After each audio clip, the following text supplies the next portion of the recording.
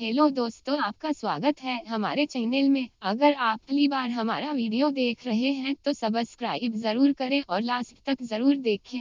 एक समय की बात है, दियत्स नाम की नगरी एक नदी किनारे बसी हुई थी। वहाँ का राजा बहुत ही मूर्ख और संकी था। एक दिन राजा अपने मंत्री के साथ संध्या के समय नदी के किनारे टहल रहा था। तभी उसने मंत्री से पूछा, मंत्री बताओ, यह नदी किस दिशा की ओर और कहाँ कर जाती है? महाराज, यह पूर्व दिशा की ओर बहती है और पूर्व की ओर स्थित देशों में कर समुद्र में मिल जाती है, मंत्री ने उत्तर दिया। यह सुनकर राजा बोला, यह नदी हमारी है और इसका पानी भी हमारा है। क्या पूर्व में स्थित देश इस नदी के पानी का उपयोग करते हैं? जी महाराज, जब नदी उधर बहती है तो करते ही होंगे, मंत्री ने उत्तर दिया। इस पर राजा बोला, जाओ नदी पर दीवार बनवा दो और सारा का सारा पानी रोक दो। हम नहीं चाहते हैं कि पूर्व दिशा में स्थित देशों को पानी दिया जाए, लेकिन महाराज इससे हमें ही नुकसान होगा, मंत्री ने उत्तर दिया। नुकसान? कैसा नुकसान? नुकसान तो हमारा हो रहा है, हमारा पानी पूरब के देश मुफ्त में ले रहे हैं और तुम कहते हो कि नुकसान हमारा ही होगा। मेरी आज्ञा का शीघ्र से शीघ्र पालन करो, राजा गुस्से में बोला। मंत्री तुरंत कारीगरों को बुला लाया और नदी पर दीवार बनाने के काम शुरू करवा दिया। कुछ ही दिनों में दीवार बनकर तैयार हो गई। राजा बहुत खुश हुआ, पर उसकी मूर्खता की वजह से कुछ समय बाद नदी का पानी शहर के घरों में घुसने लगा। लोग अपनी परेशानी लेकर मंत्री के पास आए। मंत्री ने उन्हें आश्वासन दिया कि वह सब कुछ ठीक कर देगा। मंत्री ने एक योजना बनाई। महल में एक घंटा बजाने वाला आदमी रहता था। वह हर घंटे पर समय के अनुसार घंटा बजा देता था, जिससे सभी को समय का पता चल जाता था।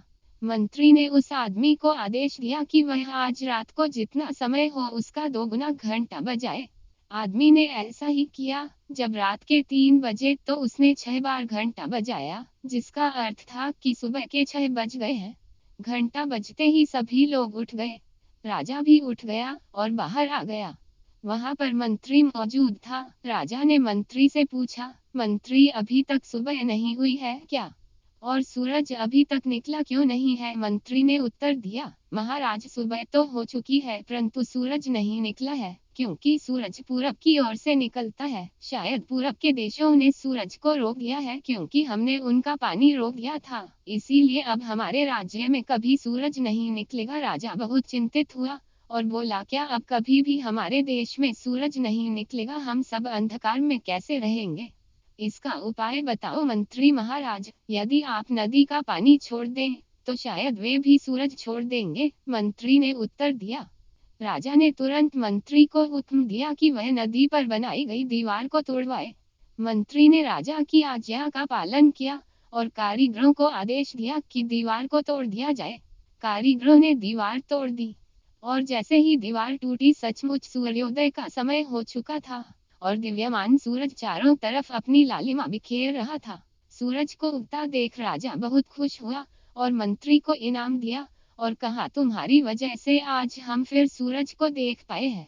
अब हमारे राज्य में कभी अंधेरा नहीं रहेगा। मंत्री ने मासूम सा मुंह बनाकर जवाब दिया, महाराज, यह तो मेरा फर्ज था। दोस्तों, बहुत बहुत धन्यवाद ये वीडियो पूरा देखने के लिए। हमें कमेंट्स के जरिए बताइए कि वीडियो कैसा लगा।